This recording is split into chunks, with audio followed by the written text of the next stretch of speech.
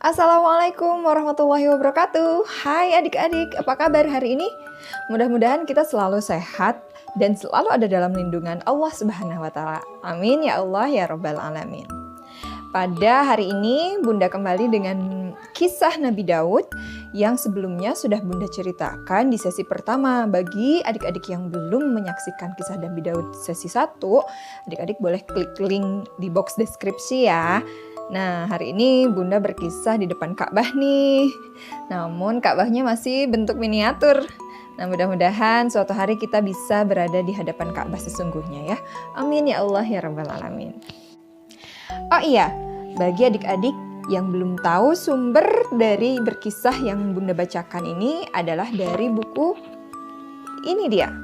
Buku 24 Nabi dan Rasul, Jilid Anak Pemberani. Nah, sebelum kita berkisah, kita ucapkan basmalah bersama-sama yuk. Bismillahirrahmanirrahim. Baik, kita mulai kisahnya. Nah, sekarang kita berkisah tentang Daud dewasa. Setelah Daud beranjak dewasa, akhirnya Daud diamanahkan oleh sang Raja Tolut untuk menjadi seorang panglima perang di istananya.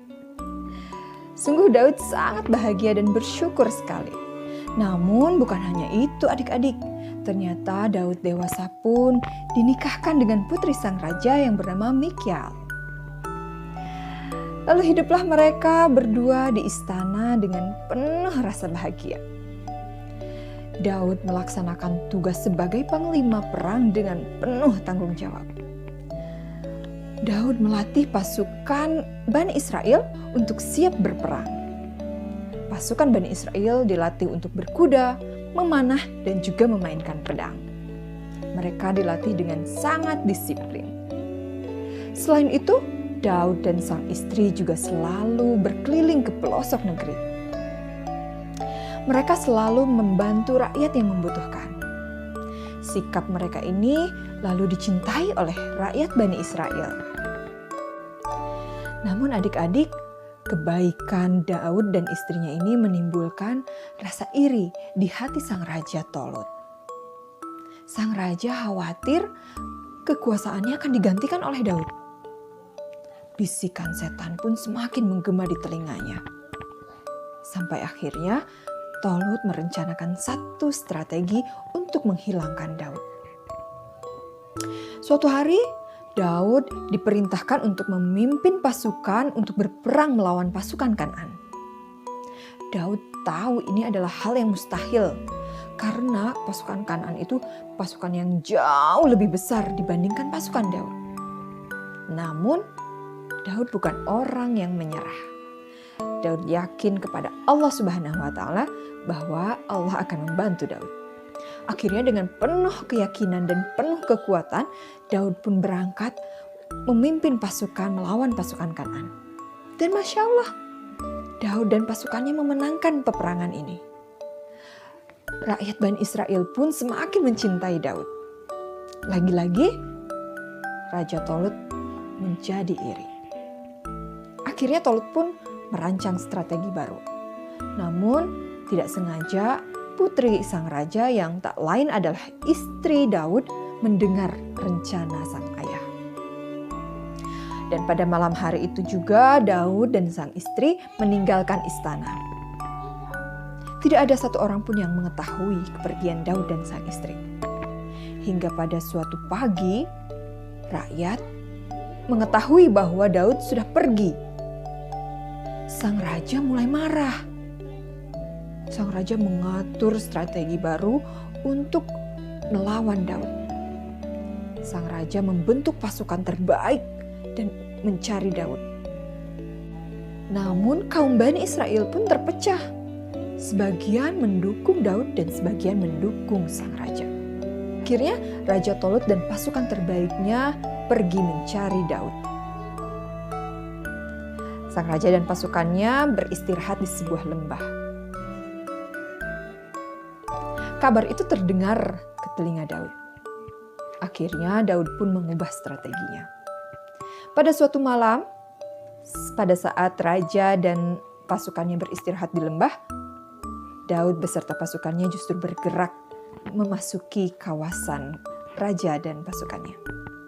Daud memasuki kemah sang Raja Tolut. Dan Daud pun mengambil lembing sang raja. Setelah bangun, sang raja kebingungan mencari lembingnya yang hilang. Namun tak lama kemudian, utusan dari Daud datang menemui sang raja dan menyampaikan satu bingkisan kepadanya. Tolut membuka bingkisannya itu dengan penuh hati-hati. Lalu betapa terkejutnya Tolut setelah melihat isi bingkisannya itu ternyata adalah lembing miliknya. Tolut diam 1000 bahasa. Ia berpikir bahwa pada saat Daud mengambil lembing miliknya, kesempatan terbuka luas untuk Daud menghabisi dirinya. Namun Daud memilih tidak melakukannya. Raja Tolut pun menangisi kesalahannya. Raja Tolut menyesali kekhilafannya. Lalu Tolut menemui Daud untuk minta maaf. Dan dengan lapang dada, Daud pun memaafkan kesalahan dan kekhilafan ayah mertuanya itu. Akhirnya, sang Raja Tolut pun menyerahkan kekuasaannya kepada Daud. Kaum Bani Israel menyambut dengan sukacita karena Daud adalah raja yang adil bagi mereka. Akhirnya Daud pun menjadi raja yang adil bijaksana bagi kaumnya. Lalu, sudah selesaikah kenikmatan yang Allah berikan kepada Daud? Ternyata belum, adik-adik. Allah justru menambahkan kembali kenikmatannya dengan mengangkat Daud menjadi seorang nabi. Allah membekali Nabi Daud dengan kitab Zabur. Kitab Zabur ini diturunkan pada bulan Ramadan. Kitab Zabur ini berisi puji-pujian kepada Allah. Di dalam kitab Zabur juga terdapat nasihat-nasihat dan hikmah kehidupan. Nabi Daud berdakwah menggunakan kitab Zabur ini. Dan kitab Zabur ini yang membantu Nabi Daud untuk memutuskan perkara hak dan yang batil. Nabi Daud selalu memberikan keputusan yang sangat bijaksana sebagai raja. Semua keputusan yang dibuat oleh Nabi Daud berdasarkan hukum Allah. Mukjizat lain yang diberikan Allah kepada Nabi Daud adalah suara yang merdu. Nabi Daud melantunkan ayat-ayat Allah dengan suara yang sangat indah. Allah memerintahkan gunung-gunung, burung-burung untuk bertasbih kepada Allah ketika Nabi Daud melantunkan ayat-ayat yang ada di dalam kitab Zabur dengan suara merdunya. Binatang-binatang pun ikut berkerumun ketika Nabi Daud melantunkan ayat-ayat yang ada di dalam kitab Zabur dengan suara indahnya. Karena suara indah Nabi Daud menjadi magnet para binatang untuk berkumpul di hadapan Nabi Daud. Selain itu, mukjizat lain yang diberikan kepada Nabi Daud adalah Nabi Daud bisa melunakkan besi. Dengan tangannya, atas izin Allah, besi itu lunak, lalu dibuatkanlah baju dari besi. Karena pada masa pemerintahan Nabi Daud, peperangan masih saja terjadi. Dengan tangannya, Nabi Daud membuat baju besi yang nyaman ketika dipakai. Bajunya tebal, tapi tidak membuat gerakannya menjadi lambat. Sehingga pasukannya dapat terlindungi dari serangan para lawan. Selain itu, Nabi Daud adalah pribadi yang sangat memesona. Nabi Daud sering sekali melakukan puasa. Puasanya dilakukan selama setengah tahun, yaitu sehari puasa, sehari buka. Sehari puasa, sehari buka. Yang kini kita sebut dengan puasa Daud. Nabi Daud itu selalu mengunci rumah ketika beliau keluar rumah. Dan tak ada seorang pun yang bisa masuk sebelum beliau pulang. Nah, suatu hari ada seorang laki-laki yang masuk ke rumahnya. Istri Nabi Daud terkejut.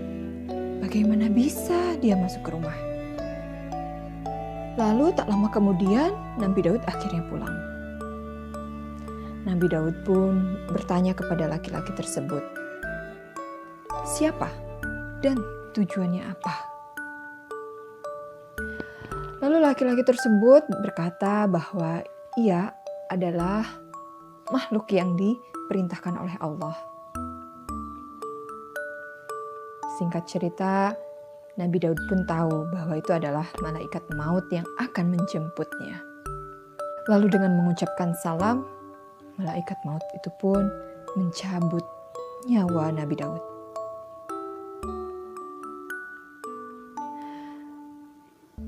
Malaikat maut pun terdiam hingga ruhnya terpisah dari jasad Nabi Daud. Begitulah adik-adik, akhirnya Nabi Daud wafat dengan sangat indah. Tidak merasakan sakit, tidak merasakan susah.